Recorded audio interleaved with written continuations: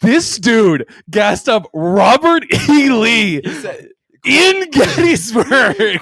He goes, quote, have you guys ever noticed that Robert E. Lee isn't in favor anymore? No for the Confederacy.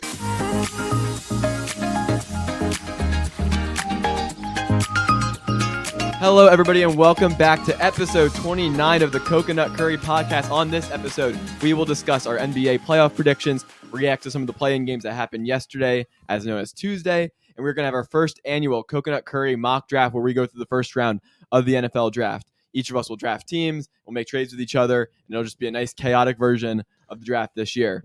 But before we do all that, if you're new around here, we are three college students at the University of Pittsburgh. I'm Justin. We have Raj and Peter here as well. We're on all platforms, YouTube, Apple, Spotify, wherever you get your podcasts, you can find us. We just chat about sports and hopefully offer a fresh new perspective on things. Please like, comment, subscribe. It helps us out a lot as we try to grow this channel. Yeah. You always start with reacting to comments, and I have one to react to this week. Oh. Shout out to everybody who watched the Caitlin Clark clip because it got highly viewed. Not a lot of comments. Somebody said they hated my analogy. Listen, buddy. It was a great analogy. What was the analogy again? CVS stealing versus ref calling. Like, sure, is stealing a federal crime? No. It is. Yeah, well, it's not a federal crime. It's a crime. If it's petty theft, it's yeah, still a crime. It's a crime. Is setting an illegal screen a crime? No. But it's still illegal in the sport. Yeah. So I thought it was a great analogy. My dad texted me, said he loved the analogy. So you know what? You. My dad said it was good, so it was good. Moving on to Disgruntled Moment of the Week. This is our favorite segment where we discuss things that made us dissatisfied or angry, or we talk about other people. And I know Peter is very disgruntled this week. Very disgruntled. So for those that don't know, for those that haven't watched some of our older content, we're all nerds. We're all big nerds. Not me. Yeah, definitely not Justin. Definitely not you of all people with how many hours in... Oh, no, you have a lot of hours in Hogwarts Legacy. I don't know what you're talking about. No, surely the man... Surely not Raj. Surely the man that could tell me everything there is. It surely wasn't us two who did a Secrets of Dumbledore review 2 years ago. I don't know what you're talking about. Surely it wasn't. That wasn't us. That wasn't surely us. But if you'd like to go watch it, scroll down a little bit on our page. You can find it. Highly viewed video, by the way. Yeah. But so one of the new shows, one of the new superhero shows that's been coming out recently is Invincible. It's just an incredible show. It's hard to describe the show without like kind of spoiling it. But basically, it's like a twist on like the classic kid has superpowers, grows up to become a superhero, whatever. It's a very mature take on it. That's why people are really starting to enjoy it. The writing is incredible, but good Lord. The first season came out in 2022. It's 2024. The second season came out the first season came out in 2021, I think. Yeah. Yes, it was tail end of 2021. And Schwarbomb! Sorry. Home run? Phillies are Let's playing go. right now. But basically, long story short, this release schedule of this show is absolutely abhorrent. It is so bad. We have waited for like 2.5 years for 4 episodes to come out, then a 3-month break, and then another 4 episodes to come out, and now there's no timetable for the 3rd season. It drives me insane. Now, it is an animated show, so it does make sense why it takes longer than a normal show, but good Lord, these animators need to just be locked in a room. In a closet. In a closet. Because I know that's what they do with all the the animes over Japan. They have the worst working conditions possible for these poor animators. But great content. But God, I need this. Back to back! Trey! Trey Turner with a home run. There we go.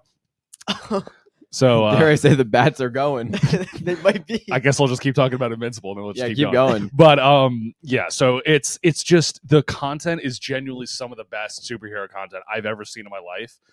But I'm going to be legitimately 30 years old when the show ends, and I'm 22 right now. That's way too long to wait for this. I might have kids by then, by the time that I'm going to be finishing the show. Far too long. It kind of reminds me of The Boys a little bit, where The Boys had so much popularity, whatnot, and then they haven't released anything in 2 years. It's going to be even more time for that. So, just kind of fell off the face. I mean, the release schedules cause so much trouble because you can really lose a show. We have short memories as human beings, and we move on very quickly. Good reason to be disgruntled. Yeah. Raj, this is your segment, buddy. What's got you disgruntled this week? Nicholas Castellanos. My man. when you swing at I understand it's hard to swing at a baseball when a pitcher's throwing it 95 to 99 miles per hour at you. But here's my thing. You've been playing for how long now? And do you know what a down and away slider is? Do you know how to tell when someone's going to throw that at you? So when you step up to the plate, bud, when you're going to start doing your at bat, please, for the love of God, stop falling for the down and away sliders. That was horrendous. That wasn't even a slider. The dude threw it like 3 feet off the plate to the left or to your right, and you still swung at it. Like, this is the plate, and this is where the ball is, and you're swinging at this. Yeah, he was Why? swinging at pitches that were like almost a foot off the plate. Like, I can't keep defending you. It's when you see batters like that at the plate, you're just like, they don't know what they're doing. Like they're lost. They're lost at the play, and they need to get back on track. Scrap them and sign Liam Castellanos to a future that's all we need now. to a future deal. Yeah, Nick Castellanos has not been good to start. Figure that. But the Phillies up 2-0 on the Rockies. Yeah. Early, so that's Yay, good. Trey. Well, Yay, Rockies, that's Kyle. not really a big flex right there. Hey, a win's a win. They're like forward. Can't take anything for granted in this league. We will talk about baseball eventually when other sports are done, but there's a lot of sports right now. Ray Muto with a base hit. I've never seen this him pitcher's not this hit. pitcher's in hell. He's not Yeah. really. He's getting shelled. He should get pulled. 2 home runs, 1 hit, 1 out. It's the first inning. My disgruntled moment of the week is the end of the school year / just graduation. So, Don't say that word. Don't say that word. when we have about a week left in the school year, so final exams, final stuff, and then I will be moving out of Pittsburgh for Foreseeable future. for at least the next 4 years, probably for the rest of my life. So I'm currently dissatisfied, angry, and sad because I'm leaving. But that's Womp not what womp. you came here to hear. Womp See. womp, you Yeah. ass. This is not what you came to hear. You came to hear about the NBA playoffs Playoff, and yeah. the mock draft coming later today. Stick Yes. around, audience retention. So yesterday we had the first games of the Western Conference play-in. I will be honest here and gloat. I predicted both rounds. Did I say it on air? No, because we didn't record. But Yes. I was right. So we had the Kings beat the Warriors to get into that next game. Lakers beat the Pelicans, so now we'll have the Pelicans versus the Kings fighting for the 8th seed to see who will lose to the Thunder in the first round. And then we had the Lakers advance to go play the Nuggets. Another sweep there, but So let's Don't talk. talk about my Pookie LeBron like that. Let's talk. We're going to do full playoff predictions with amendable changes. What we're going to do first is talk about those games. The Lakers beat the Pelicans by 4 or so points. A game down to the wire. Both teams did not shoot the ball well. But Zion Zion's got hurt hurt. with like 3 minutes left. But let's talk about Zion. What a game. Yeah. great game. Actually, like unironically, we've been clowning Zion since the inception of this podcast. But he really has been turning around. He showed out in the playoffs. He got like tweaked his hamstring, I think. Yeah. And I don't think he's actually going to be able to play against the Kings not, either, no. which sucks because he was unguardable. Yeah. Like just bully ball in the paint. He just couldn't be stopped. This game is Zion's career right now wrapped up into one singular game. So people I think it's been missed a lot. When Zion's played, he's been really good. He had that 1 year where he made an all NBA team, I think. But he was if he didn't make the all NBA team, he was really good He was that an year. all-star, I think, And that's then what it was. he hurt himself Mhm. and then was out for a while and has had trouble with his weight and he misses time. And this was just a perfect moment. He had 40 points. He was unguardable, really good. And then he gets hurt at the end of the games because, as people have noted, his body really can't hold up in a league that requires so many minutes and so much movement. And now he can't play in the next game. So, but I thought it was really good for people to see just how talented the kid is. I mean, he can't shoot a ball to save his life. But in the LeBron paint, was sagging he's- off like 8 yeah. feet. There's the Ben Simmons treatment, which is not something you want to be compared to. But it was really cool to see him have his moment. Yeah, in the paint, he's like unstoppable. Yeah. And the Lakers, on the other hand, good way to get a win because their star players shot it was piss poor. Yeah. LeBron shot 20%. AD didn't have a great game, and it was really the role players that stepped up for the Yeah. Lakers to make that happen. Mhm. And they have to go play the Nuggets next round. But I did want to mention, because I'm very passionate about this, for everybody in the media who said that the Lakers should lose to the Pelicans because they get to avoid the Nuggets, you should be fired. Mike Greenberg for ESPN. Love that guy. I watched him when Mike and Mike was an ESPN radio show for a while. My dad and I used to watch a lot. Loved him there. I've loved him on Get Up on ESPN. But you need to lose the mic, bro.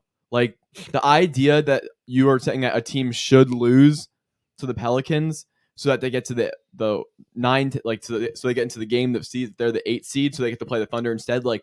Absolutely not. And I'll get into the reasons why I think the Lakers have a shot to beat the Nuggets in a little bit. But this idea that you would potentially risk missing the playoffs altogether because you want a chance to avoid the Nuggets, which, guys, they're not actually that much worse than the Nuggets. When they're playing good. Yes, when they're playing good. And we'll discuss all the reasons there. But it's just ludicrous that people would say they should intentionally lose that game. And obviously the Lakers didn't feel that way, and they came out and won the game on the road and get right into the playoffs as a 7 seed. So any other thoughts on that game? Oh, sorry. I was Nick Castellanos is that bad. Currently 4-1 right now. Yeah. Two doubles or a double and a base hit. Yeah. This pitcher's getting shelled on the Rockies. And they showed a clip of Casty when he was still on the Reds nailing a fastball right into that pitcher's face. Yeah. So Casty striking out here. He's doing it again. No in between. Okay. Anywho, but my Pookie Bear LeBron is very good. He didn't look great that game. I know, he but was still. not shooting great. Here's what you like as Lakers fans. LeBron took a charge from Zion Williamson. And he took got multiple. up. Yes. He took he got multiple. up. I don't know He how. took it and it was like celebrating after. Yeah. It was. It's Molly Morrison's person for Bleacher Report, big Grizzlies fan. She tweeted and she was like, "I don't care like how big or strong you are, how young are you. I'm never taking a charge from Zion." Will never take a charge. A brave man. Yeah, that is Crazy. a brave. And at 39, taking a charge from Zion and then celebrating that he took the charge. Like, my man's in it for the team. That man's locked in. He's locked in. Very exciting. And then we had the Warriors lose to the Kings. They look terrible. And what was the most predictable outcome Yeah. you could have seen coming? Everybody who pretended, this is another thing with the media, everybody who pretended the Warriors had a shot. There were people, Chris Broussard, people on ESPN saying, "Hey, if the Warriors get in and they play OKC in the first round, don't let them in. Don't let them in. They're an experienced team. They're not good. Nope. They are 16-0 against the bottom of the league. So the Nets, the Blazers, the Wizards, The Magic. no, not the Magic. The Pistons. They're 16-0 against those bottom feeder teams, and not above 500 against everyone else. Like they were not a good play. They were not a good team. They don't have enough talent on their roster. Draymond and Clay aren't what they used to be, and then it's just Steph. And that's exactly what happened this game. They got exploited. Obviously, the Warriors were cold, and Sacramento took advantage of that. But Sacramento also did some things defensively that you really like to see. They were guarding Steph with Keegan Murray. Yeah, they were like, "Hey, which no one else on this team can score." Yeah, hand up. I said Keegan Murray was going to be a bust. He's clearly not. I got to be better than that. But they were guarding him with Keegan Murray, so then every time they switched, it would just be De'Aaron Fox switching onto Steph. So that would be a favorable matchup, and so they couldn't really run pick and rolls. Yeah. And then the other guys didn't. Clay scored 0 points. 0 points. Yeah. He's done. I think because there was like the clip of him like after the game, kind of just like looking around like the stadium and everything. Like he's done. In Golden State. I think it's Get over. ready to say knee how, Clay. Yeah, he's either saying knee how or he's going to some team that needs a shooter. But Orlando Magic. So I guess what do you think the Warriors should do from here? I think they need a nuke it. Blow it up. It's Obviously over. you have Curry as like your vet, but like that's it. You need to nuke it. Like Draymond's getting Draymond old. might as well be locked up in prison at this point. Clay is washed. Like you have nobody else from the old guard there besides Curry. Wiggins decided just to be bad. Wiggins is bad. I think this team needs a solid year to reset, like you guys kind of said. They just need to nuke it. I understand that I don't think I think Clay, he had a bounce back season compared to last season. He shot 42% from three. He still was very effective in his role, but I don't think how effective would somebody else who's cheaper, younger in that role be? And like he's at this point going to probably be more of a spot up guy, can do some nice things, can put the ball on the floor sometimes. He's not what 2016 Clay was, and that's what this team needs right now. They need a second star. I mean, look at the teams in the West right now. Look at Timberwolves, Cat, Anthony Edwards, Suns, KD and Booker, Nuggets, Jamal and Jokic, Lakers, AD, LeBron. Like these teams, even if you look Pelicans, BI, and you need Zion, somebody else as like the two. You need somebody else as the two, and neither of those players are offering that. So you're just going to be outmatched. Sorry, I just even overlooked Luka and Kyrie. Like they're two-headed monster teams, and you've kind of got the Warriors who are playing very Steph-centric and hoping the role players are good enough, and they're just not right now. Yeah, and I think they need to let Clay go. Unfortunately, you're not going to be able to trade Draymond away as much as people want to say. You're not going to be able to trade him away. Yeah, so just kind of run it back with the team. try to see if Kuminga can take a few steps and try to get under the cap, because the owner of the Warriors said they need to get under the cap because he's been paying an absurd amount of luxury tax forever. Yeah, for a long time. And they won 2 championships, and that's awesome. But now you've got to get under the cap. Yeah. Who Clay reminds me of right now is like Ray Allen towards the end of his career. Yeah. Where it's like he's still an amazing shooter, but it's like he can't be like that, like who he was at one point. Yeah. Like that amazing like distributor, shot producer, like can do everything. It's No, like, but hey, you chuck him the rock, he's gonna make it. It's a really good comp. And I mean, Ray Allen still in the back half of his career made a huge shot in 2013 finals when they drained Exactly. back out to Bosch. Rebound Bosch, back out to Allen, 3-point, bang, tie game. With LeBron actually talked about that on the podcast episode today. Yeah. He said that he's like, I was a little lucky. Can't wait to see Bronny in a Duquesne uniform. Anyway. Kings, Pelicans, who wins? I think it was Zion out, Kings. Yeah, win. That's what I was just, Kings. Yeah, and I think honestly, a Kings OKC first round is actually a really fun. They're both really young teams that They're- just shoot. Yeah, really, it's gonna be a fast-paced game. Yeah. I think Sabonis at center with a Chet figure in the middle. Like, I think it's a really interesting it's matchup. You got Shea versus De'Aaron Fox. That's gonna be Like, fun. Yeah, I think it's gonna a be a fun- really fun fun matchup. matchup. So I'd love to see that happen.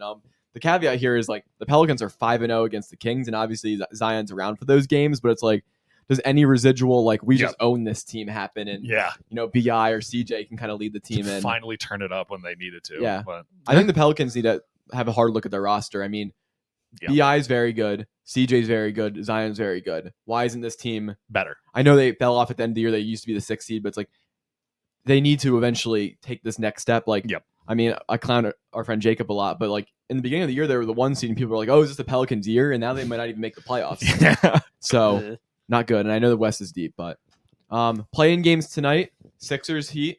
Who do we got winning that game? Sixers. Okay, I think so too. It could, of course, 1 game series. Anything can happen. Jimmy Butler could do a Jimmy Butler meme, but Yes. I don't think he will. I think people are underestimating how bad is a strong word. How not good the Heat are. Like this Heat team is It's not the same Heat team. It's not the same Heat team that went on a run last year. It is not the same Heat team that went to the finals in 2020. This is a very different team. And I'm not saying they still can't make it an interesting game against the Sixers. I'm not saying they can't take a game or 2 off the Celtics because they still have Jimmy Butler. They still have Bam Adebayo. They still have Tyler Hero, Duncan Robinson. But in a win and go home kind of situation, I just don't know if they're going to do it. Yeah. Should be an interesting game. That mean that Philly's going to show up for that game. It's going to be great energy. I'm looking forward to it. And then I think we all agree that it doesn't matter if the Bulls or the Hawks win because the Heat will probably beat that team. Probably, yeah. Let's hope. I do think the Hawks are going to win tonight, though. The Hawks, DeMar DeRozan's daughter's not there. Yeah. I gotta bet the Hawks money line. Hawks money line. All right, I like it. My only concern with the Hawks is that like the last game of the season, when they were probably still trying to play, the Pacers just went in and scored like 150 points. Yeah. on them. Yeah, that was I'm like, demoralizing. I'm like, oh gosh. So like the Bills are just watching tape and are like, oh okay, so this is every way we can score on this team. Yeah, it's like, okay, look at this tape, do that. Yeah. It's like everything they did, let's just do that again. Exactly. But that's the East. And then we're gonna just kind of walk through matchups. We're gonna actually make our official predictions for first round matchups here, and then we'll go through and predict everything out quickly. But we'll keep making predictions as it goes on. because especially with basketball, it's so chaotic every single time. And we never did really this know. with football too. Like we get the right to change our picks if our team loses because It's just boring. Then. yeah. So we'll start off. We both think the Kings are going to win. So let's just assume the Kings advance. Yep. OKC Kings. Who wins? Okay, so OKC. I think it's OKC. You have a game count for that? OKC in 5. I'll give them 6. Yeah, I was going to do 6 too. I think the Kings have some interesting stuff. I think they'll at least get one in Sacramento with that crowd. Yeah. Luka and the Mavs versus the Clippers. Give me Luca. Give Yeah, me Luca I'm and Kyrie. They look ridiculous. It's unfortunate because I feel like everybody's picking the Mavs right now. And I know, and I don't want them to. I don't want to be like the person who's just like riding the wave, Yeah. but Yeah. I never forget Luka just dominating the Clippers a few years ago in the Yeah. playoffs and just making everyone his daddy. Yeah. No, He their was sons. their son. Yeah, he was their daddy, and I'm just like it's gonna happen again. I'll give them 6 as well. Yeah, and I think it might be 5. Okay. I was going to give him 5. Okay. Oh, damn. Yeah, I think it might be a bloodbath, and also like Clippers, like Kawhi's injury, It's no a one really retirement knows. home at this point. Retirement. So it'll be interesting to see there. Suns versus the 3-seeded Minnesota Timberwolves. Give me the Timberwolves. I think this Give is me the going to- Wolves. I know think you're this going is to pick going the to Suns 7. because you're a Suns slut, but whatever. It's always the Suns in Ah, five. It's the here Suns we in go. five. Yeah. I'm taking In T-Wolves in 5? 7. Do you know what the Suns record against the Timberwolves is this year? You literally just went on a rant about how the Pelicans are 5-0 against the Kings, and you took the Kings. Because they don't have Zion. I'm totally picking the Pelicans. My prediction for the West in-season tournament was Lakers were going to win, and then Pelicans would beat either the Warriors or the Kings. That was my prediction until their best player got hurt. Okay, well, is Beal back for the... Beal's back. He's good. Oh, wow, thank God. He just dropped like 30 points on the Timberwolves the I've other seen day. this Nets experiment before with the big 3 with KD. I'm not falling for it. Nope. The Suns have dominated the Timberwolves all year. They're gonna do it again. They're Anthony gonna win 5. Edwards is going to embarrass them. No, not a chance. I think the underrated part of this Suns team, and it'll be very interesting to see, is their defense. Those players can play really good defense when they're locked in and engaged, and I will be very curious to see what their defensive ceiling is when they get into the playoffs. And the Timberwolves offer an interesting matchup because Yusuf Nurkic is not the biggest, nor like the most talented big man, and you're running 2 big men who are very talented for Minnesota. And then so you're running KD as the 4 spot, and he's going to have to match up with Cat or Rudy. He always matchups with Cat in this matchup particularly, and then you've got the 3 guards there for the Suns as well. It's going to be a big series on like the defensive matchups and whatnot. I think it'll be very interesting because they're going to have Devin Booker, Beal, and Grayson Allen all working together to defend Anthony Edwards because he's going to be that point attack. Oh, guy. no. What is Grayson Allen going to injure somebody again? I mean, Grayson Allen just got a bag because he's been fantastic this year. 48% from 3 or something like that. 46 or 48. He's going to slide tackle like Anthony Edwards in a game and like break his ankle. That's the only way they're going to win. Suns in 5. T-Wolves in 7. This T-Wolves will in go. 7, This yeah. will go to. This will 7. go the distance, but I got the Timberwolves. Yeah, I just don't. I think the Suns. I just think they're- CP3 played on the Suns, and that has permanently cursed them. It's permanently cursed them. Denver Nuggets versus the Los Angeles Lakers. Nuggets in Nuggets. 5. Nuggets in 5. Don't you dare pick the Lakers. Don't you dare. I might have been slightly radicalized because I got in an You are argument. 'Cause I insane. got in an argument with one of our friends last night about the Lakers being a better matchup, and so I might have just gone one way entirely. But I'm going to pick the Lakers. in 7. Jesus Christ. There's And- no shot. Because- Who is guarding Joker? D'Lo. Anthony Davis.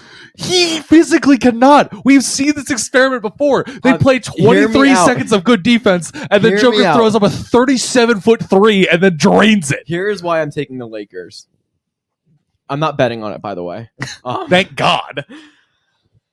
Last year, in their 4-game series in the West Conference Finals, the Lakers lost by a total margin in those 4 games of 6 points. So they didn't win any of the games, and they lost them all by like a combined margin average of 6 points. So they were very close in all those games. I think the Nuggets are not as good as they were last year, and I think the Lakers are quite better. Therefore, I think it is at least going 6. Yeah, the Lakers are so much better. They're And the same seed. LeBron has not lost a win-or-go-home game in like 3 years. He's like perfect in Game 7s of the in-season tournament. So I think the series gets So you're to running 7. on the assumption that we'll get to 7. I'm running on these. Well, I think it's definitely going 6. I think the Lakers are going to get one of them in Denver. I think they're going to get one of them in You're Denver, smoking crack. and they're going to go back and at least get one in LA. I think it'll be there, and I think they have a chance there in a Game 7 with LeBron James. One last hurrah to we go need to and study beat. your brain. So I think people are completely underestimating how much better this Lakers team is than last year. And listen, it might like the Nuggets are a fantastic team. It might not matter, and they might still go roll through the Lakers, but the Lakers have a lot more talent and a lot more interesting options to defend folks like Jamal Murray with. They have Taurean Prince on the team. Very interesting for matchup wise coming off the switches. They're not going to be able to put Aaron Gordon and Michael Porter Jr. in as many ball screens because they can switch out and put Taurean Prince, Rui, and folks like that out onto Jamal. They have Anthony Davis, who's been playing better this year and playing more this year. So I think he's going to be more equipped to handle Jokic this year. Glass Bones is going to be out by Game 3. Yeah. Well, that's the concern there is that Anthony Davis gets injured, of course. But yeah, I think the Lakers. Okay, so what happens when they shoot like they did against the Pels? Like, what happens? Well, I think They that was just probably lose. more of an aberration. Well, they will lose that game, but that's. I mean, you can say the same case for any team, right? Like, oh, what happens if they just like shoot that way? Like, well, yeah, it wouldn't go great. I think I'll give you that the peak of the Lakers is a lot higher than people are giving, but like They have to be perfect to beat the Nuggets in 7. I don't buy that they have to be perfect because I think the Nuggets have just not been as good this year, and they're running. They're only the 2 seed this year.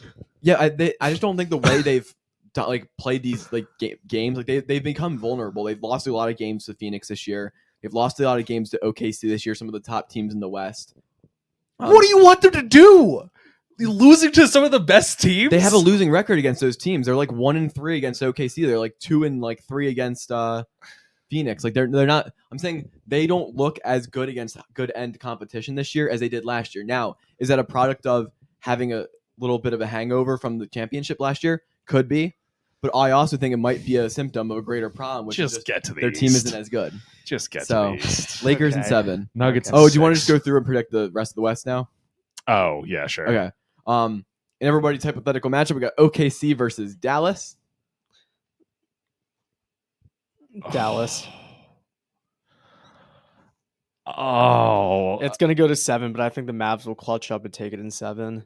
I think I'm going to agree with you. Yeah, I'm taking Dallas as well. Yeah, I'll take them in they got a 6. lot more experience. I think the Thunder team really just lives and dies by their shooting, and if they just get cold, they're just screwed.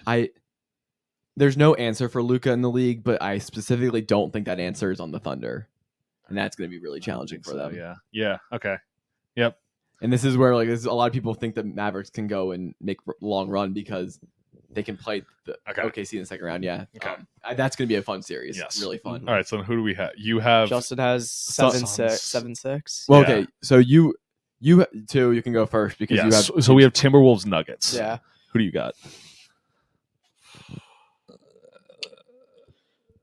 Well, basically a Trey. I don't know. It's gonna Because there is no way you think the Timberwolves, who are not going to beat the Suns, are going to go in and beat the Nuggets. We never said that. You just told me the Lakers can't beat the Nuggets, but now you're debating who can win between the Timberwolves and the Nuggets. the Timberwolves They're are better good. than the Lakers.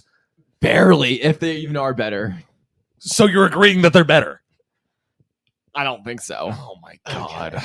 Just give me the Nuggets. Whatever. Shut Nuggets up. in 7, I guess. Nuggets in 7. Yeah, I'll agree with that. It's gonna be a bloodbath of a playoffs. It'll be a Because coin toss they at have this point. they actually have big men that can somewhat guard. They have more than just one big guy in their team. Yeah, but Karl Anthony Towns. Okay, it's still a big ass body in the middle. Yeah. What do you want? Also, Cat isn't terrible. Oh, you should see his playoff. You should see his playoff career. Oh Oh my god, So- you should see the Lakers shooting. Oh my god, it's been terrible. The Lakers made the Western Conference Finals last year.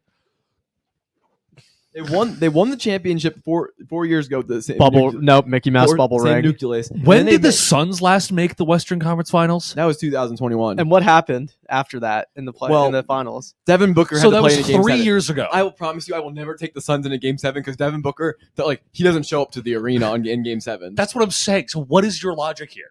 For the Suns. No, not for the Suns. I'm saying you're saying, oh well, Cat's bad in the game 7s. Why are you No, picking Cat's them? bad in the playoffs. The Suns haven't made the playoffs in 3 years, or they haven't went far in the playoffs in 3 years. Yeah, haven't they been first Yeah, round but they exits haven't every had, year? I don't think that's relevant because they haven't had the team they have. Oh now. right, sorry, they haven't had Kevin Durant. Oh wait, they did. Last year, and they acquired him halfway through the season. It's Kevin Durant. Figure it out. I think this idea that This dude is a top this dude is easily a top 10 player of all time, and you can't figure it out. the fact that we're holding the Suns to acquiring Kevin Durant halfway through the season and they didn't perform well in the playoffs. Then this year they bring in Bradley Beal. They have a full season to work. Kevin Durant is super healthy throughout the year. This team is way different than what they were last year, and their starting lineup has been Whatever. very good. Yeah, real good at the 6th seed. Yeah, real good. Karl Anthony Towns is going to average 12 points for the series. Everyone's going to Yeah, and Anthony Edwards is going to average 40. no. Anthony Edwards, he's injured. Oh, we're getting on a side rant here. It's such a long episode. God. Anthony Wait, need to Edwards, split this into 2. maybe. Anthony Edwards is a very interesting case because in past playoff matchups, he's been able to score, but when you're able to double team him, he's really not a great passer. And it'll be interesting to see, because he's right at that age where you're kind of propelling him into can he get into top 10 player in the league status? And it'll be very interesting to see if he starts to make those reads out of the situation. Because when you can't double LeBron, for example, or Luka because they're such great passers and they make you pay for. If only you had some really big guy to throw to in the middle. Yeah. Oh wait, he's got 2. Well, okay, but as we mentioned, Cat is not a playoff performer, and Rudy. Surely, historically, limitations. nobody's ever turned around a playoff performance ever. No, I'm not saying there's not a 0% chance that Timberwolves can go. I just think it's funny that you think the I Timberwolves don't even know what we're arguing. are going to about at this clear point. the Suns, and then you're like, oh, they might have a trouble Justin's against the being a Nuggets. degenerate Suns fan and Whatever. questioning our picks because we Anyway. picked the T-Wolves over the Suns. Anyway, just give me the Nuggets to play in the Western Conference Finals. Who cares? Against the The Mavs. Mavs. Mavs in 5 or Nuggets in 5? Nuggets. Okay. I think the Mavs. I think the Mavs will win. You think the Mavs are going to the finals this year? Yeah, sure. I don't really care about All the right. West. I don't really give a. All right. The West is just a bloodbath. Honestly, I could flip a coin. Honestly, yeah, it's probably going to get nuked after the first round, so it doesn't matter. It's going to get nuked if the Clippers beat the Mavs because everybody is taking the Mavs. And Yeah. if the Clippers beat the Mavs, everyone's going to be like, oh, we didn't prepare for this possibility. Yeah. In my scenario, I'd have the Suns Lakers, and I have zero idea who I would pick in that matchup. Bro, what are you? Zero idea. You just went on this rant about how good the Suns are, and you're like, but the Lakers, though, man. The Lakers are. The Lakers are going to beat Nuggets, and then the Suns I think are a lot better than people think. That would be like a great series. That's going 7. But I can't unfortunately pick Devin Booker in a game 7, as I mentioned. So I would take the Lakers. And it would be a Lakers Mavericks series, which a Lakers Mavericks series in the Western Conference Finals would hit like crack. That would be so good. It would be so much fun, but it's not happening. And then the Lakers are going to go to the finals. That's what I'm saying here. Why is everyone riding the Lakers bandwagon? I don't think many people are riding the Lakers band. I think everyone's riding the They Lakers. barely beat. They got bailed yesterday with Zion's injury against the Pels. They were not going to win that game. It was a one-off game. Like I don't think this idea that we can take a lot from this in season. They also played this team like 2 days earlier and just like destroyed them. So, but then in the winner go home game, they played a lot better. Wow.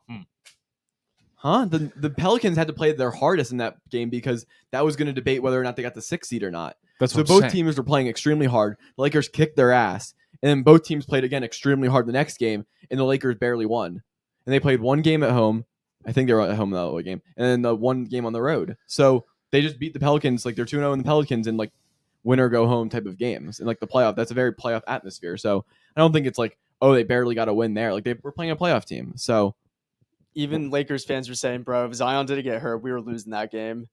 I mean, again, that's just like it's speculation. It's unfortunate, but Anyway, still. just might have. who do you have going to the finals? He has the Lakers. and the Lakers, I think. So you have the Lakers. Now you sound like every Lakers fan. Anyway, now let's get to the East. Let me make it clear. The Lakers don't beat the Nuggets. I think the Nuggets are going to the finals. Jesus Christ. I think whoever wins that 2-7 matchup is going to go to the finals. All right, give me the East. In our scenario, it would be Heat Celtics first round. We all remember. Heat It would in be 6. very, very funny if the Heat won and beat the Celtics in the first round. They're not doing it. Heat in 6. I literally might take the Celtics at 5.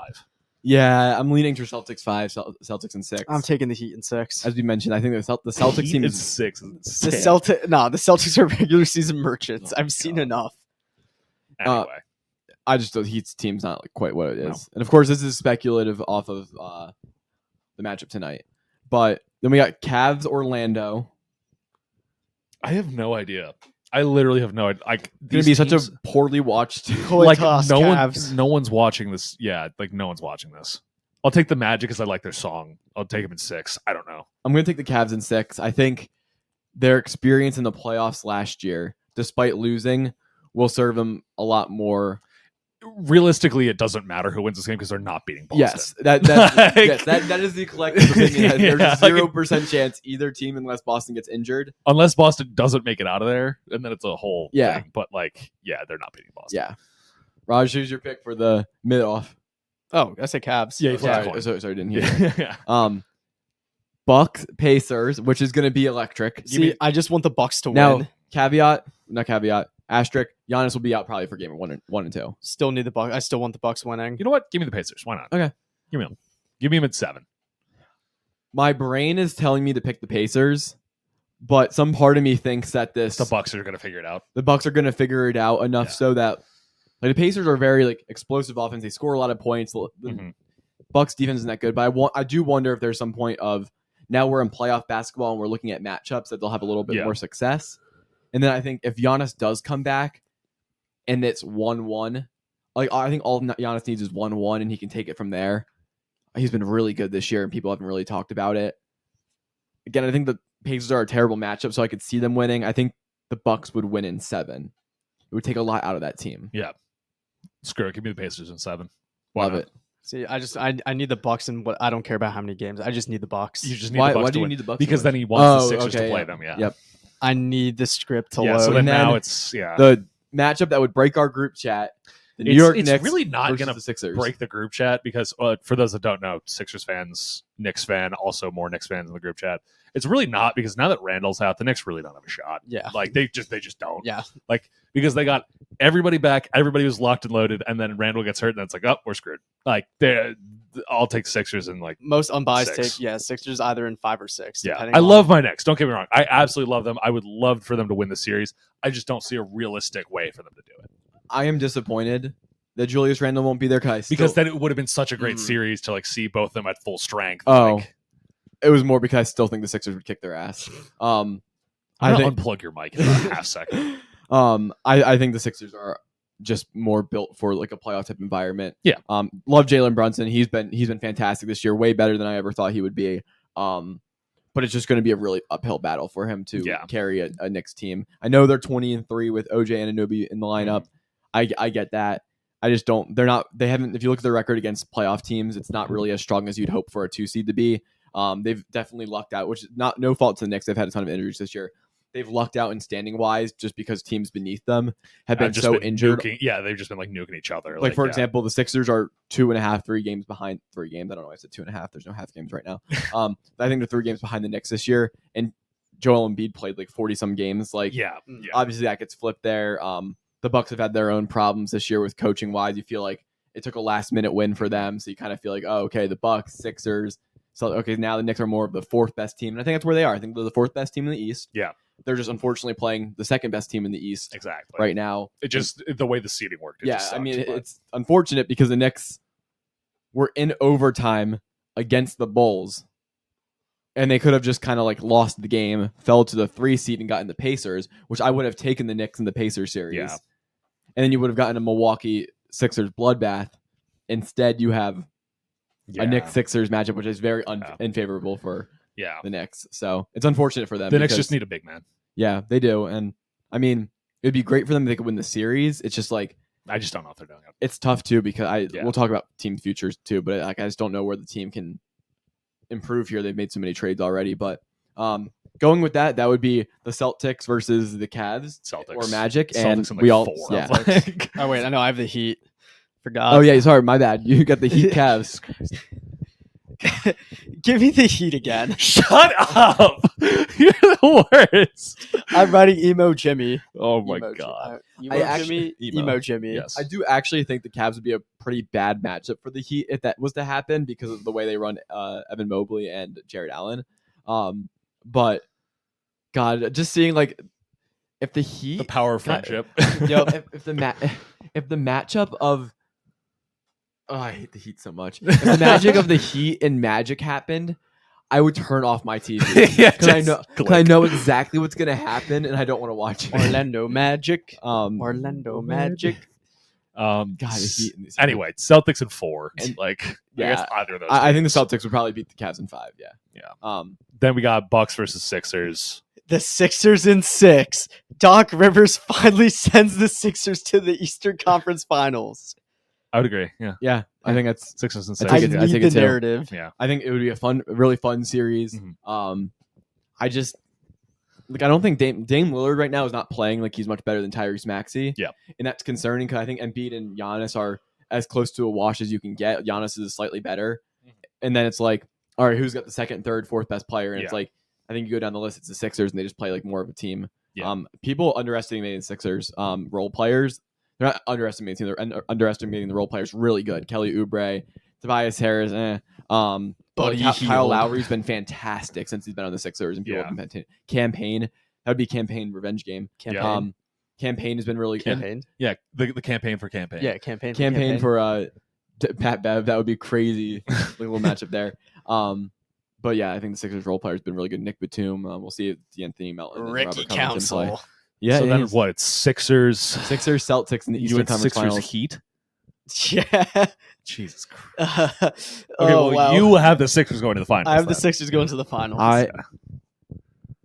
It's tough because on the one hand, the Celtics did beat the Sixers last year.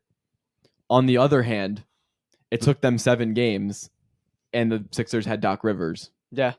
So you're And sending James the Harden. Sixers to the finals. I think so, which scares me. Yeah. Because I really don't think the finals this year is going to be the Lakers and the Sixers. That sounds That sounds like the worst Yeah. matchup ever. it sounds weird to Wait, me. you have 2 7 seeds going to the finals. Oh, that's a tough look. Dude.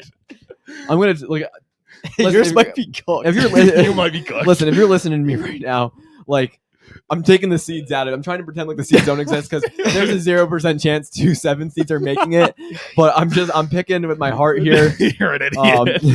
Um, I have Boston going to the finals. this is making me rethink this whole Yeah, Lakers genius. pick. Yeah. Fine. I'm Nuggets Sixers finals. Okay. That's Wait, the final what? we Did all you want. switch for the Lakers? I didn't like. You're right. I didn't like the 2 7s making Oh it. my god. That was enough. You that was just enough. went. Wait, you just wasted like 30 minutes talking about how good the Lakers were, and then immediately switched it up when I pointed out what their seed was. It's not gonna happen. Have you ever seen 2 7 seeds make the finals? That's why I was pointing it out I from know. the beginning. And that was a good point. That moved me. Oh my god. Love the Lakers. If they were a 6 seed, I'd feel differently, but they're not. Why? Oh So a my- 6 and a 7 seed making it is so much better. No, the Nuggets are a 2 seed. Oh, you mean if the Lakers? No. Yeah. No. Yeah. I'm sorry. I'm gonna take the Nuggets now. But How much time have we wasted?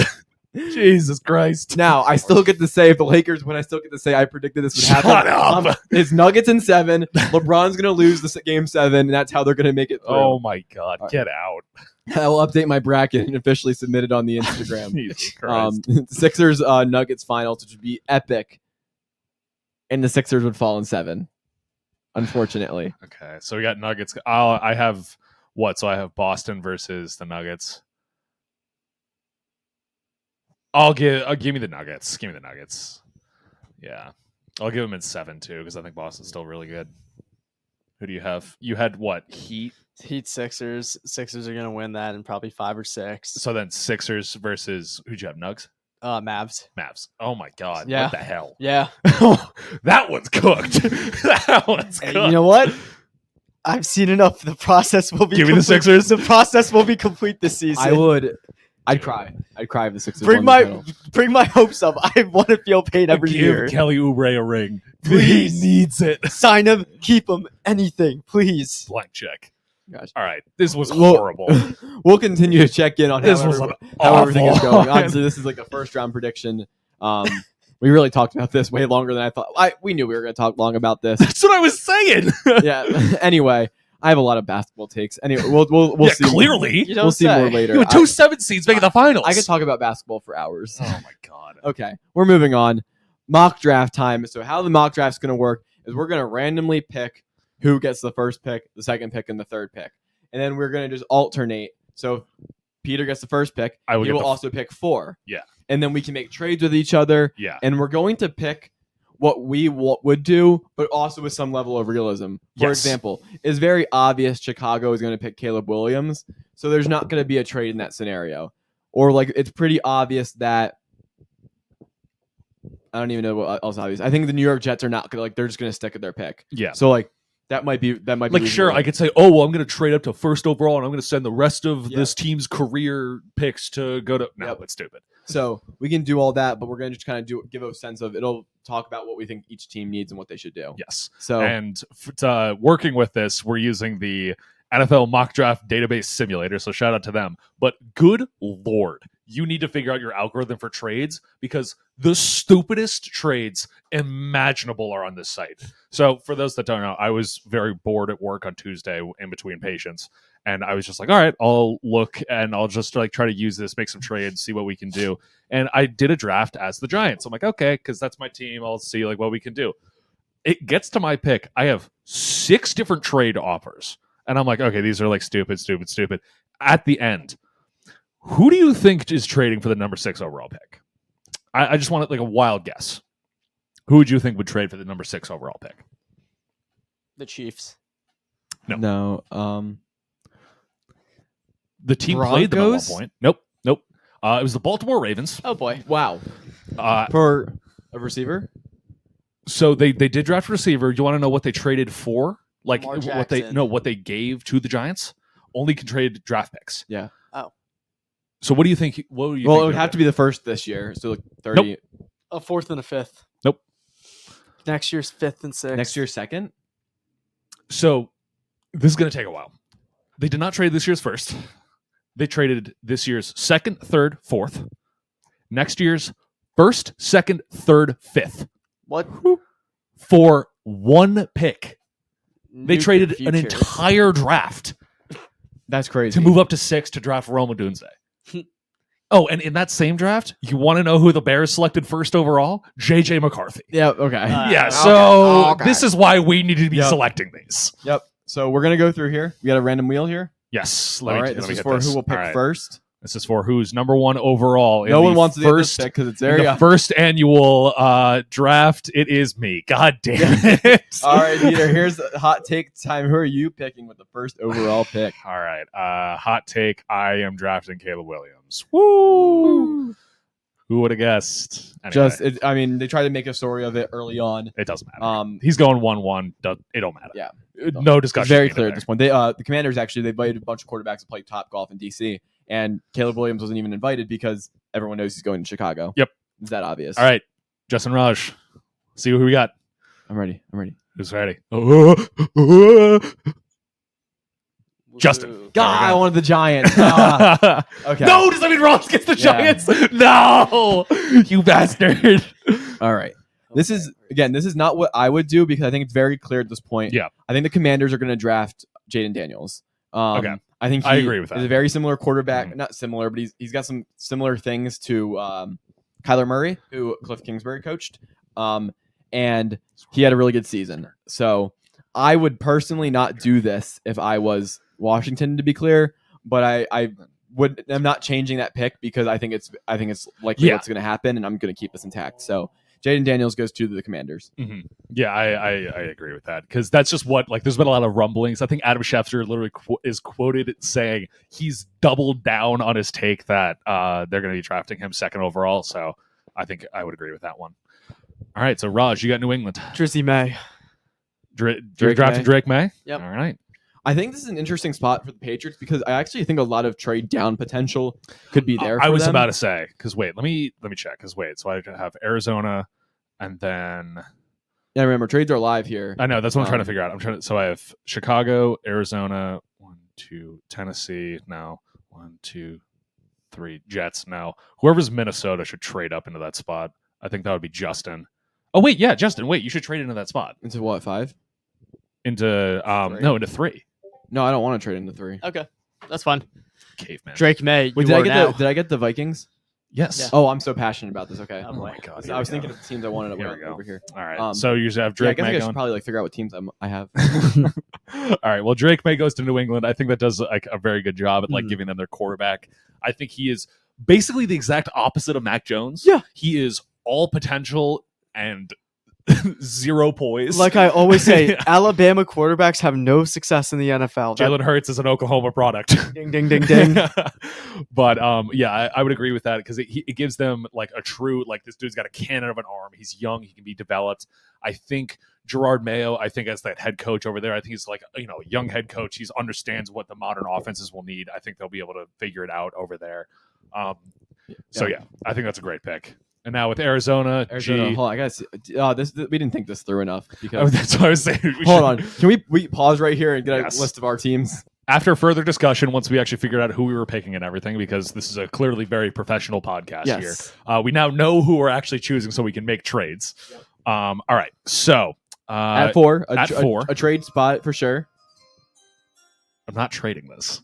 Oh. Well- Arizona is 110% taking Marvin Harrison Jr. They should take shocker Marvin there. Harrison. You are not I could see passing up for the for a Malik Neighbors or a Roma Dunze, you are not passing on Marvin Harrison Jr. This dude came into college a professional athlete. This dude he literally is.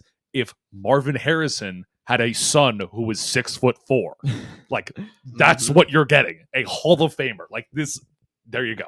You're not passing that up for Kyler Murray. Yep, agreed. Right. So my pick, Chargers. Chargers, has also been a place where people think there could be trades. So I don't know if any of you have trades for me. Do you have any? So are you willing to trade that? Very unwilling. Very unwilling. Unless you have a good offer. Okay, wait. Let me see who's still on the board. You've got JJ McCarthy's obviously on the board. Neighbors, Adunze, No. McCarthy. Because I had Vegas, because I saw that Vegas was looking into trading up for Jaden Daniels. Mm-hmm. But now that he's off the board, I don't think I'm gonna trade up with because any of my teams. I'm resistant to do this because what I am going to do is draft Joe Alt. And so this has been something that I've been thinking about the Chargers. This is more of what I would do. I'm not necessarily sure they will do this. The Chargers have a really gutted roster. They had to get rid of a lot of players for cap reasons, and I don't think they're in the business of competing for the playoffs or really a title next year. Maybe they sneak into the playoffs, but I think what would be best for them is to shore up the other tackle position. They have Rashawn Slater, who's been really good. Shore up the right tackle side and really build your offensive line trenches. Joe Alt is, I think, the safest bet in this entire draft. I think if there's one player that I know is going to be an all-pro, it will be Joe Alt. Yeah. He's fantastic. And I think you just shore up the position right there, get good in the trenches, have another rough year, and then you can start drafting skill players later in the draft. You got to build the trenches first before you get the And just I think with receivers, even I think Malik Neighbors and Adunze are going to be really good. They're still riskier than just Joe Alt. High graded tackles usually always work out, and I think just for the Chargers, they really need just a really solid pick. Mm-hmm. I know it's not necessarily a position of need for them, but when you have a guy like Joe Alt who's just so talented, I just really like that for the Chargers. Yep, I really like that too. All right, Raj, you drafting for the Giants. And with the 6th pick in the 2024. By the way, I would love to trade up into the spot if you're other teams, but I just don't think the Giants would ever trade this pick. I don't think they're trading this, especially with whoever's available there. Wait. With the 6th pick in the 2024 NFL Coconut Curry Podcast Draft, the New York Football Giants select Malik Neighbors. Oh, you drafted JJ McCarthy. I was going to punch you in the head. If Malik Neighbors is still on the board, you got to take him. You got to take him. You have Jones for another year. I swear to God, if you say they're going to draft JJ McCarthy. Oh, I 100% think if he's there at 6, they're drafting him. They love JJ McCarthy by all reports. Like, love him. Because they're setting the smoke screens so that way other teams draft quarterbacks early so that way a receiver falls to them. Okay. I know I like sitting there and picking Malik Neighbors. I think it's smart. I think it's silly to just waste Daniel Jones's contract. I think that if in that situation the Giants get JJ McCarthy at 6, I think they'll draft him. But it could be a smoke screen. Yeah. It's so hard to tell with teams. Okay. Tennessee. Pissed to see Joe Alt off the board. Absolutely furious. I was honestly kind of surprised that Joe Alt went with the Chargers right there. They are absolutely furious because they would have loved to have Joe Alt there. Would you consider a trade? For Tennessee? For who? I as a Jags, would love to make a big splash and trade up to this spot. What are you trading? Let me check my picks. What do the Jags have? I've never really seen the Jags trade in this spot. Jags have 17. Okay. Yes, that you'll get 17. Okay. So it's swaps and then what? Guys, okay, no. I know that they're not interested in that pick. I know this is not based. A lot of people haven't put this. I would like to trade my first 17 this year. Turn that shit off, bro. I would like to trade 17, 96, and a second next year. Okay, so wait. So you're saying you would... okay, wait. Sorry. Let me organize this. Okay, so Tennessee would receive... Who are they trading with? The Jags? Jags. Wait, where would they be? Jack. Okay, Jags. so Tennessee will be sending 7. Again, we're not going to get into too much pick drama here because I think 96 we can make it work. And what? I would like to trade my first, so 17 for 7. 17, 96, and then a second and a third from next year. Second and a to third get up into the next spot. year. I know Pro Football Focus doesn't say, but they didn't even say that. They're saying that the Jags aren't even interested in this pick. So you know what? Yeah, I'll take that. Okay. Yeah, I'll take that. All right. Wow. Yeah. Yeah, that's a good trade. I like that. And the reason I'm doing this is because it won't let me click. Just figure it out just meander it. Just send some other picks from. I can't make this trade. Well, Because, no. Just send some BS from Tennessee for like. Oh, next so I'm year. on Pro Football Focus because I've used Yeah. it before, so Yeah, I can't do just it. do on this. Pro Yeah. Pride. Random picks. And the reason it I'll doesn't just matter, pick but the yeah. pick here. Just kind of the Titans. The reason I am picking this here is I want to draft Roma Dune. Oh wait, you have the pick. Technically, still we didn't. Oh, you'll just take the Titans later in that spot. Well, you can just go into the draft. Or no, you're doing Pro Football Yeah, Focus, it's fine. whatever. But you're gonna pick as the Titans later in that spot. Yes. can take The reason I'm Roma. doing this is draft Roma Dunze. I think the underrated story of this all has been the Jags have no receiver talent. Calvin Ridley left, That's a good Christian move. Kirk, and if you're Trevor Lawrence and you're trying to if you're the Jags and you're trying to figure out if Trevor Lawrence is that guy, you need to get a big time receiver in the room. Mhm. I think getting Roma Dunze puts Yeah. your receiver room a lot better, and you can actually start to evaluate if this guy's good or not. I was just about to say I've actually watched some tape on Roma Dunze. This is a guy on YouTube. I think it's I forget his name, something Coleman. But he does like a breakdown of like a bunch of like the top prospects, and like one of the things that like was an issue with Rome was like, okay, well, he doesn't get like a ton of separation. That could be like a knock on him and stuff. But the thing is that that's kind of his style essentially. Like he doesn't need that kind of separation. Like that's not like his type of receiver. Like he is a very big body physical receiver that runs through contact and stuff.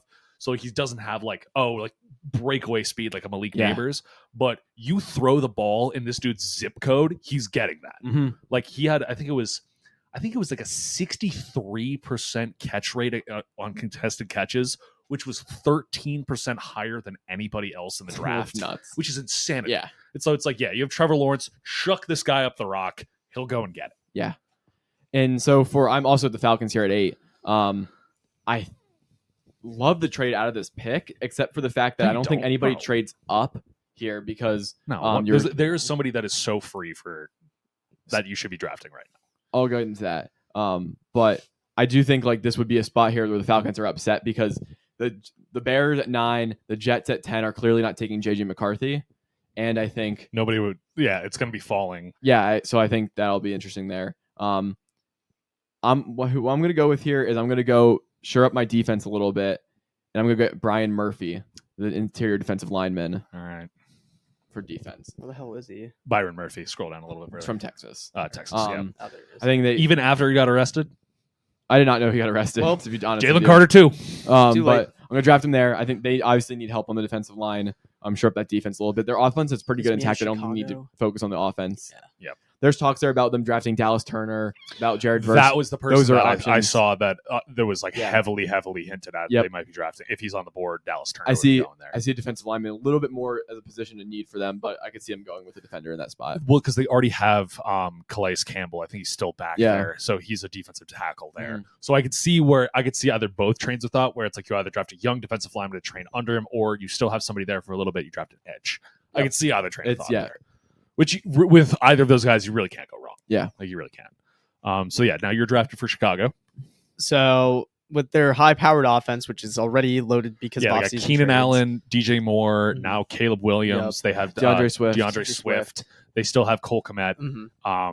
Plenty of people on offense. Who you go with? You got to go defense. Invest in the defense. Dallas Turner. Good. Yeah. Him and Montez Sweat Mhm. would be like an amazing duo right there. I think if Dallas Turner was selected by the Falcons, I think they would actually just select Brian Murphy down there below. Yeah. Like I think that I could see that. Well, I could see spot that. I there. could see Jared Verse too. Yeah. I could see any of Absolutely. those guys going. Okay, so now I'm drafting for the Jets. Gosh. So JJ Mc. okay, you need to hear me out here. So they should draft a lineman here. They're not going to. They should absolutely shore up this offensive line because they have a lot of old guys. They're kind of pushing their chips on the table, saying we're going to win now, right? What they should do realistically is draft an interior offensive lineman, draft another tackle, whatever, to really protect Rodgers. I don't think they're going to do that. Because if Brock Bowers is still on the board, I think they take him because he is not only an incredible receiver, he is a very solid run blocker. And he's not like I wouldn't say he's like a George Kittle run blocker where it's like literally adding a sixth offensive lineman, but he's sort of like an in-between hybrid of Kelsey and Kittle, where Yeah. it's like he's better at receiving than Kittle, but he's not as good at blocking, but he's not as good at receiving as Kelsey, but he's better at blocking. Mhm. Yeah. And the terrifying thing is that I've seen some other draft comps putting him almost exactly similar to Aaron Hernandez as the player, to be very clear, just as the player. But he's a very, very good prospect for them. And I think that would shore up. You would give Garrett Wilson help, help some blocking on the inside. Yeah. Wait, Bowers, right? Just making sure. Bowers, yeah. Okay. Bowers. Before I click something wrong. Brock Bowers feels like a Jets player to me. He does. I would probably prefer them to take a tackle here. Fell to Minnesota. So obviously on the board is JJ McCarthy. You better draft him. You have to. You have to. If you said the Giants were drafting him, you better make the Vikings draft him. I'm curious as to Raj, if you would be interested in coming up one pick with the Broncos to select. There's no way Minnesota's. If JJ McCarthy is there, there's no way that Minnesota is going to be drafting. Here's my theory. Well, first of all, I would like to know if you'd be interested in that. To trade up one spot. To trade up one spot for JJ McCarthy. Because the Raiders are surely making offers for 11 at this point. I'm good. Is Denver really in a position to win now? No, they're not. They're rebuilding. You can take JJ. Go ahead. Sean Payton is there. So if you're not going to trade up for the pick, no. Peter, would you want to trade up from the Raiders spot? From the Raiders now, that's a different story. And the reason I'm proposing this for the Vikings is I actually think the Vikings really need to focus on defensive talent on their team. Their offense is pretty loaded, and Sam Darnold's not, in my opinion, just a bum to the point where I think maybe they still draft. I know people think JJ is going to go really high, and I think he'll get selected at 11 if no other team comes up for the pick. But the reason I'm from the Vikings I want to trade out of is I'm not sure necessarily, especially in year one when the Vikings are trying to win now, if JJ McCarthy offers much more than Sam Darnold.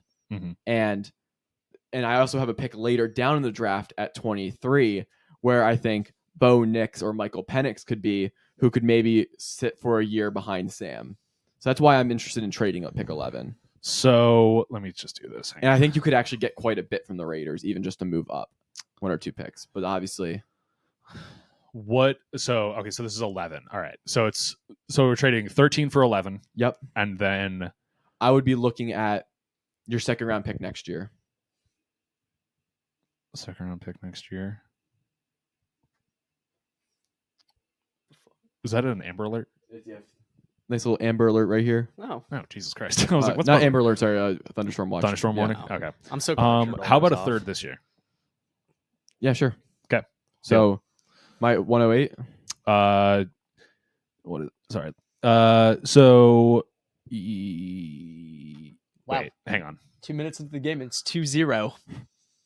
Hold up, let me do this. So I'm trading you. No, I was saying instead of next year's second, I could trade you this year's third. Okay, that's fine. So I'll give you I'm giving you 13 and 77, and you're giving me 11. All right, cool.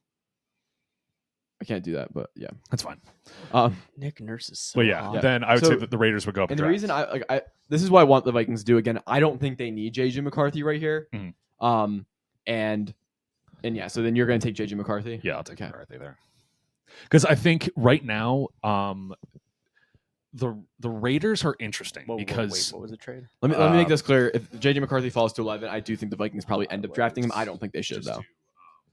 It's just do Minnesota and Vegas, and then just whatever trade. It doesn't fucking matter. Also, I just like to acknowledge, I don't like people are talking about JJ McCarthy being a. I don't think he should even be a first round pick. I'm not. Gonna lie. So I think he totally should be a first round pick. I just don't think what he offers skill set wise is much different than what they have from Sam Darnold. And so I think for a team that has a lot of needs on their roster, like their skill positions in Minnesota are great. They have a lot of other needs, and I just don't think they need. My thing is that when you look at what JJ McCarthy did, he's a distributor. He's like the prototypical Brock Purdy. He's Kirk Cousins. He's Kirk Cousins but younger. Ryan Tannehill. He's Brock Purdy. I think their team just excels a lot more if you're the Vikings if you can go draft a player. The gap between a new edge rusher, let's say, and their current edge rusher is a lot higher than their gap between Sam Darnold and JJ McCarthy, in my opinion. The more I'm thinking about this, the more I hate this pick. The more I don't think the Raiders should do this. But you know what? Screw it. This is what we're doing. It's the Raiders. I don't care. So, Raj, you're on the clock here with the Broncos. I feel like you gotta got a pick that you should do. That's right at the top of the board right there. What? The Terrian Arnold? Yeah. We'll go with him. Yeah. You need to invest in the defense. Put him with Simmons? Nope. Is that his name? No. Pat Surtain. Surtain, yeah. I say you do that. You reunite Alabama corners together. Yeah. I like that. Alabama's skill positions I are very like good. that. Because look, at this point, the offense of the Broncos is not good, and like the offensive players that are still available at this point, it's gonna be you're gonna be reaching on everybody because the defense, it's like top tier offense is already gone, and then you have now top tier defense, and you're just gonna make the no fly zone again. Yep. And you have Surtain on one side, Arnold on the other, like 100%. disgusting. Yep. Absolutely disgusting. And I'm here at 13. I traded back. And I'm going to get drafted Jazar Newton, interior defensive guy from Illinois. Big position of need for them. Obviously, it's not an edge rusher. They lost to Neil Hunter this offseason. I think you go shore up a big key part of that defense. And I think that makes massive improvements on their team. He's a little bit small. Like, I'm not comparing him to Aaron Donald. His frame is like an Aaron Donald. His frame is like an Aaron Donald. He's really fast. And I think that can shore up a big defensive problem for them when they really need that. So I'm going to draft there. All right. Who's drafting for the Saints now? I am. Oh I hate the Saints, as people have noted. They really need a tackle because they drafted Trevor Penning a lot of years ago, and that didn't work out. So I'm going to draft Felice Fuaga from Oregon State. Yep, perfect. Love it. I love that pick. And if Fuaga falls to 14, they're going to be ecstatic. They're going to be so happy. Absolutely. And then you're drafting for the Colts, I believe? Yep. Cool. The Colts should be really happy with who fell to them right here. Yeah. Quinyon Mitchell. Yeah. Just invest in the defense. Such a kid's from Toledo. Yeah. Doesn't go against much talent, but is a freak. Like, yeah, he's like a Sauce Gardner kind of thing. Where it's like he's from like a really small school, but like he's got all of the intangibles for a corner in the league. Yeah. So because I think he's a lot more raw than somebody like an Arnold, who's just like a pure like. It is almost like where you had Derek Stingley and Sauce in, I forget which draft that was a couple years back, but where it's like you have one is like the athletic freak, he's got all the intangibles, he's a true like lockdown big man guy, and the other one is just like flawless technique, is like always in the offensive player's pocket, nobody even throws in the ball kind of thing. That it's like that kind of dynamic. And the Colts need a cornerback so bad. Absolutely. Seattle, if the thing is, like, we keep saying, like, oh, if these players fall like to these positions, but like players are going to fall. Yeah. Like they just have to. Especially I think cornerback, offensive tackle, and not receivers, just tackles and cornerbacks are going to fall because there's so many of them in this draft. Yeah. In the first round, and when that happens, it's like, oh, okay, what's the difference between Nate Wiggins and Taron Arnold? Very small. So like, people are willing to just kind of wait them out a little bit. Whereas, like, for example, quarterbacks, like, they're going high, like, because I don't think Jaden Daniels is the second best player in this draft, but he has to go that high. Quarterbacks are so valuable. Yeah. So I think Seattle would cry if Jared Verse landed in their lap like that. Yeah. That would be an amazing pickup for them because they really need to be able to put more pressure on the quarterback, and he's the real deal. Like, he's a very, very solid prospect. Yeah. One of those more just like safe prospects. He's like a little bit smaller. He's not like huge. He's not like a Myles Garrett kind of edge rusher, but he's still like, he's legit. So they would cry if they got And you're back on the clock here. I am back on the clock with Tennessee. So they would also be fairly happy with this if Fashanu from Penn State, absolutely, the tackle fell right there, right back in their lap. So fine, they couldn't get Joe Alt. They couldn't get like the big white dude that would literally replace. Who was the dude that was on the Titans forever that would always fight people? It's number 77. He has a podcast. It's Busting with the Boys. I'm literally naming everything about this dude and I'm forgetting his name. God damn it. All right, whatever. You know who I'm talking about. Draymond Green. Anyways. But you get the big left tackle. He is his technique is absolutely incredible. He's a little bit on the smaller side. He's only like 6'4" instead of the Joe Alt who's like 6'8" or something like that. But he's got flawless technique, great left tackle to be able to pair with Will Levis down there. I think if they're the Jags, you think you just hit a home run. I think this trade would work benefited out both perfectly. teams, I think, Like Jags Jags could they could use offensive help too, like offensive line help too. But like they get a receiver, which I think they really just need a receiver. Like a very even trade, I would say. Yeah, and then you trade back, still get a great guy who's maybe like 80% of what Alt is currently. Exactly. But then you get all this future draft pick talent. So yeah, I think that worked out really well. Yeah. And then Raj, I think you're on the clock with the Bengals. Or no, that's me. Yeah. Oh, that's me. No, Bengals are me. Oh, okay, cool. I have every three. Yeah, you're right. You're right. I'm an interesting spot here You are because Burrow needs O-line help, They're upset that Brock Bowers didn't fall. It was totally Yeah. drafted if he was there. Yep. The issue is, I don't know if Tyler Boyd is leaving. It looks like he might be. If he's leaving, you might want to. Oh, you can get Brian. Are you trying to pair up another LSU receiver? I. Feels a little early for me to get some of these receivers. You know what? The Bengals' motto is "Screw the old line." Joe Burrow will be fine. You're so right. We're You're so taking right. Brian Oh, Thomas. right, Brian Thomas Jr. Yep, That honestly, you convinced me that they would do this because because of that. of that, because they have not. They paid had attention. they had the chance to draft Penei Sewell instead of Jamar Yep. Chase. They did it. Yep, They absolutely did fantastic. it. Oh my god, Wow, amazing! the Rams are pumped. The They Rams have some are really good options. Absolutely pumped. They are going to go with I don't really know how to say it. It's Latu, I think. Latte Letu, yeah. Latu. Yeah. Iced caramel macchiato latte with a yes. side of cold foam. They're very happy that because he's probably second, third best edge rusher in the draft. They need edge rusher talent in there. They're a little bit pissed that what was it? Byron Thomas, the tackle from Texas, didn't fall to them. Just Byron Murphy, yeah. Byron Murphy, just a literally plug and play Aaron Donald, but whatever. They're still very happy with this one. Yeah, and I think he's a little bit older guy, a lot of injury history, but I think that kind of works with Sean McVay. Yeah. A little bit like an old veteran guy. Yep. Also stays in LA. Yep. Yeah. Yeah, it's actually a great pick. Yeah, I think that's cool. Steelers here, an interesting spot. I think they have a lot of team needs. But I'm going to come up and take the first center in the draft and draft Jackson Powers Johnson from Oregon. I like that. Really great. They really just could they'll put him right at center, shore up that offensive line a bit. I do see it being a little bit high, but I don't think if they don't get him here, I think a team a little bit more down the board gets him, and then they just miss out on the opportunity. Considering Troy Fatanou here, considering J.C. Latham and Amarius Mims, but Jackson Powers Johnson is clearly the best center in the draft, and I think they'll just go up and take him here. Yeah. I think it's you with Miami. Is it me again? I Yeah, believe. 21. So you got a tackle. Tackles. Is Armstead still at Miami, or did he retire? Oh gosh, I have no idea. Ooh. I don't. They might need tackle help. That's there, what I'm I'm not gonna thinking. lie. All the tackles are suggested too, anyways. Yeah. Do I go Bama boy or do I go Washington? Go Washington. Yeah. Go Washington. He's a better Troy prospect. Fatanou. We'll go Troy Fatanou. Yeah, I would say because I think you got to. I mean, you damn well know you got to protect Tua. Do Um, not screw the Eagles here. Well, with the Eagles, this. as an Eagles fan, Okay, they're pumped here. Before we get to the Eagles, for Miami, great pick for them. Need a tackle. Got to shore up that offensive line because they are a very fast-paced offense. They need to have the trenches there so that way they can get it going. 1 point. Pro Football Focus has wide receivers and Eagles need. I don't know what crack you're smoking, They but it's just- really good. They just re-signed. They have Because we Devontae had Smith, Devontae AJ and Brown, Brown, Dallas and they can Goedert figure at it out. tight end. They can figure it Yeah, I don't know why their Okay. need is listed as wide receiver. So here's what we got.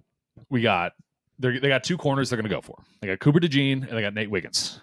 So Cooper DeJean, a lot more athlete kind of talent. He struggles a bit on the outside, which against really top tier players. In the slot, though, he's a monster. He's an absolute monster in the slot. Reminds me of I would say 80% of Trent McDuffie, right? Nate Wiggins is another one of those just very solid overall kind of players. Still have Darius Slay. Still have James Bradbury, unfortunately. But genuinely, I think because James Bradbury is still going to be there, he's a good zone corner. Sorry. All right, calm down. So Bradbury's a good zone corner. He can go up against number threes. He gets aired out when it comes to the slot, as we saw in the Super Bowl. That's why I think they go Cooper DeJean. Yep. I like Cooper DeJean here as an Eagles fan because you can do a lot with him. Of course, the white guy, they're like, oh, we're going to move him to safety. Him But and Reed. Sidney Johnson-Johnson's there for now. But when he eventually leaves, you can kind of move him into the spot. I think he can do a lot all over the field. He might develop as an outside guy. And for the time being, you have Slay and Bradbury on the outside. That's what I'm saying. And for this year, you can put him on the inside. Similar to Trent McDuffie is a great comp here. You put him in the slot. Now, Snead leaves. McDuffie comes to the outside. Yeah. Cooper DeJean, year in the slot, be really strong there. Move to the outside, replace Bradbury That's what I'm next year. Yeah. Love So, that. That's what I'm saying there. And then I'm at the Vikings here, and this Yes. is why I didn't draft JJ McCarthy, because I think the Vikings might say, hey, we have the talent. We're just going to wait down the board and draft Bo Nix. Okay, And that's- I was wondering if you're gonna do Mr. Penis or Bo Nix. Yeah. So I go Bo Nix here because he's a little bit older, veteran. I think he actually will sit behind Darnold for our first couple of games, and if he wins that spot outright in training camp, he will play a little bit like game 5, 6. If not, he just sits for the entire year. Also is a right-handed quarterback, which does impact skill position players. Not as much, obviously, but still an impact, and also a much shorter list of injuries. Yep. I like that a lot over Penix. And again, I just think the difference that Bo Nix and JJ McCarthy might offer the teams a lot versus where at 11, dropping down to 13, I was able to get a defensive guy. So I feel like I've shored up the defense a little bit and then still gotten a quarterback who can develop. Yeah, and I think Bo Nix I think he's got like a better arm and stuff than somebody like a JJ McCarthy, but he is that distributor. You saw it on the Oregon offense, incredibly fast-paced, pro-style offense. Excuse me. He'd be great at that because you have, well, for now, you have Justin Jefferson, Jordan Addison, TJ Hawkinson. Like you have plenty of guys to distribute the ball to. Shanahan-style offense. I think that's a great pick. Yeah.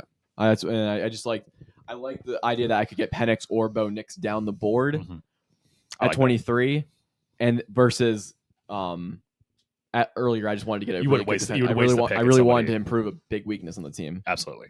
I also think maybe I'm a little bit higher on Sam Darnold. I actually think Sam Darnold could play a full season there, similar to how like a Jameis Winston played a full season. Yeah. So I'm a little bit higher. Maybe that might be like why I think this way. But anyway. All right. Dallas. Oh, good God. Good God. They're drafting a bunch. Where is Blake Corum at 71? Blake Corum. Okay, wait. Try to be at least a little bit realistic. So they lost a tackle. Their offensive line, they kind of need some help in there. Oh, we'll take away them. They need someone. That's good. So tackle from Alabama. Hopefully not an Evan Neal situation again. But he seems pretty solid. Again, I have no idea because apparently nobody knows how to draft tackles from Alabama. So I don't know. Anyway, Green Bay.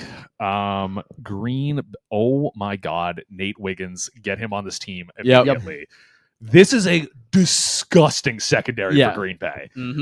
So they now have Jair Alexander, Xavier McKinney, Nate Wiggins. That is disgusting. Yep. Well, you see, so this is Nate Wiggins still being there is just a result of how talented the cornerback class is and the fact that people fell for that reason. You feel like maybe a team like the Raiders would draft a cornerback earlier if there's only one or two great ones in the class. But there's so many good ones they fouled on the board. Yeah, I think that would be something. If the Raiders don't trade up for a quarterback, I think they take. I think they take one of those top corners. Yeah, absolutely.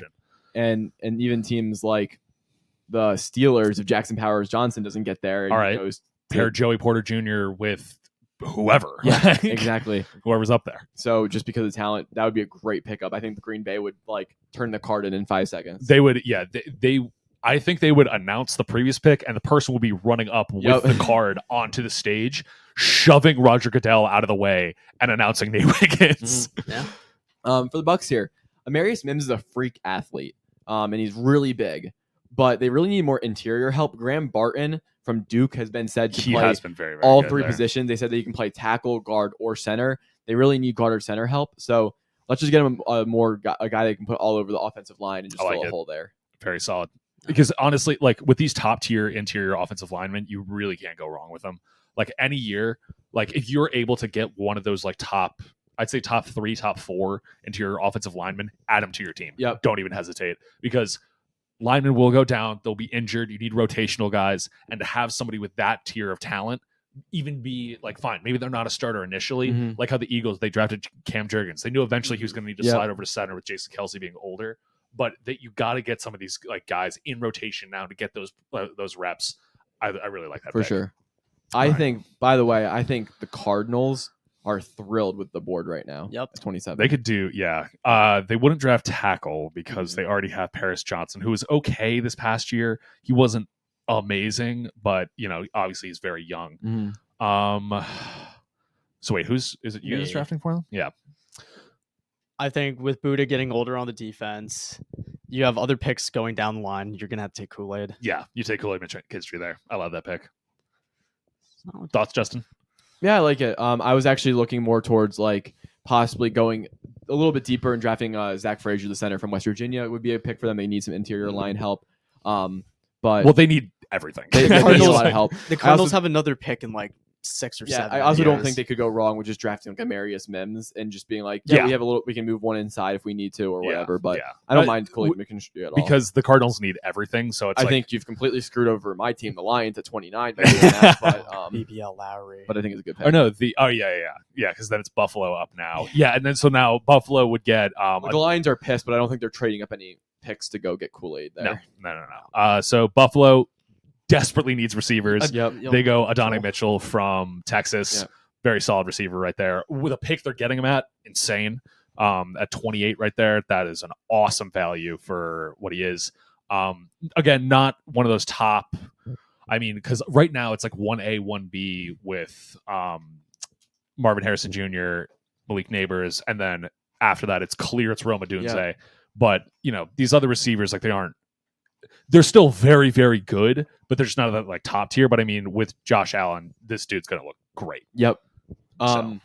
The Lions here, they're gonna go down the board a tad to go draft Chop Robinson, Good, edge from Penn State. good. That was Um, what I was looking at for him. Yeah, Yep. I think they could use some Where is edge help here. He's a freak athlete. The Lions are fortunate to have What a do you call young him? and good team. I think they can afford to get a guy who might need a year to ease into the system, but could be dominant in a couple of years. Him and Hutch on either side is And- horrifying. And I think the idea that you could let him slide to the Ravens at 30 or just let a team like in the early second round come up and take him is like just get him now, secure him. And then who's got? I got the Ravens. Ravens. Pretty easy Yeah, pick right tackle. there. Yeah, tackle. Amarius Mims Yeah. from Georgia, Mhm. big body athlete. He's huge. He's so yeah. This is gonna get clipped. But they just need tackle help. They just need to shore up that offensive line. I can tell you that the 49ers are pissed. They are pissed. They They're wanted pissed. him. They would have taken him. They would have taken him. Although they could get Tyler. Yeah, they could Guyton. get Guyton's good. Guyton's good there. I just don't because they need. God, I don't know because like they need tackle help because they need somebody opposite of Trent Williams. They don't need edge help. They need kind of defensive linemen, but most of the good defensive linemen are kind of off the board at this point. Yeah, I think the Um, 49ers are in a bad spot here. They really are. Because I mean, there's Brandon Frisk, who's like really good from Florida State, but like at 31, Yeah, like he's not. I would worth mention, it I think this there. could be a trade up position for a team who wants a receiver. Yeah, But we're not going to make trades out of the first out round. of the first round. So I'll give them Tyler Guyton right Yeah. there, tackle out of Oklahoma. Mhm. I don't think they're in love with that pick, but I mean, you can't really go wrong with a solid tackle because like they need they live and die by Christian McCaffrey. Mhm. So shoring up that offensive line, obviously Mhm. need it right there. Yeah. All right, KC. To be very clear, I think they would draft Amarius Mims if he fell to 32, being Kansas City. But I think they're creaming at the idea that Troy Franklin is still there as a receiver help. So I think they go draft Troy Franklin. Okay, Troy Franklin. Troy Franklin. All right. Yeah. Okay, so they draft Troy Franklin.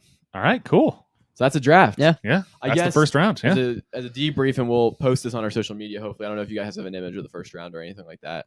I can okay. print it out. Okay, because I can't make the trades I got because my teams are wrong. But Yeah. I guess what are like some key storylines we're looking into the draft about what teams do? Like, Somebody might trade into the 3. That's kind of the big thing. yeah, Yeah, trading into 3 is going to be the big hot spot because New England needs absolutely everything. So I could see them easily trading out of there. I could see.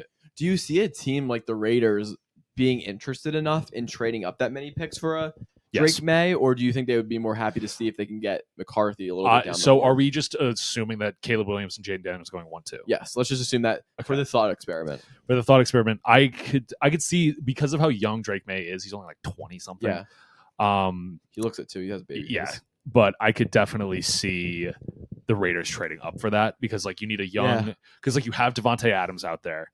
You did just lose Josh Jacobs, which sucks, but I mean you have Devontae Adams. You definitely have a safety blanket that he can constantly be throwing to. You just build up the offensive line, and obviously in later rounds because of how deep these receiver classes are, Yeah. you'll eventually be able to build that kind of young core around him because like now you have like that centerpiece of like, look, this kid's got a lot of talent. Maybe Yep. he doesn't start immediately, but we've got him. Yeah, I agree. I think for me, for the Raiders, I'm just like, do you get rid of that many draft picks when you're not that talented of a team to get up? It's like this debate of like, how much do you get for your guy at quarterback? I don't think they go for Drake May necessarily. If Jaden Daniels Yeah. falls to 3, they're going for him. They're trading the house for him because it Mhm. seems like they love him. But I think that could definitely be an option for them. Yeah. Holy win. By the way, if anybody can hear in the background, there are currently a lot of wind going on. Our Yeah. doors are It's slamming. our fourth roommate. It's our fourth roommate. There's a thunderstorm coming on Yeah. right now. Oh, so- A key in our draft is Jared Verse at 16 would be a home run for the Seahawks. You Oh, have to yeah. Imagine. But yeah, I think it'll be very curious just to this see. is an interesting draft this year. Yeah, no one. I think the JJ McCarthy, like, what is a smokescreen? What isn't? What teams Yeah. view him as? Like the guy or actually not, want him or that's not. like- Yeah. Like, it kind of seems hard to believe he'll fall to 11, but maybe he could. Mhm. And so yeah, I think it'll be an interesting draft. Yep. Good thought experiment from us. I like it. NBA playoffs are in full swing. Yep. As soon as we end this recording, we're gonna go watch the Sixers Yep. game. So that's gonna be it for the Coconut Curry podcast. This episode, Yes. episode 29. A lot shorter than I ended up thinking it would be, which is still an hour and a half long. So that still shows you how much we thought about Go up with the this. Tyrese. So There you go. Sorry. Raj is getting hyped. We're gonna go watch the game. Oh, you cherry picking. We'll come back on episode 30 next week Yes. to discuss all the NBA playoffs drama. Yes. cherry See you next picking. time. Oh, Butler. Please, Oh, no. Malik Neighbors or Roma dudes. Jimmy Don't you Butler dare just give went JJ down with a McCarthy. knee injury.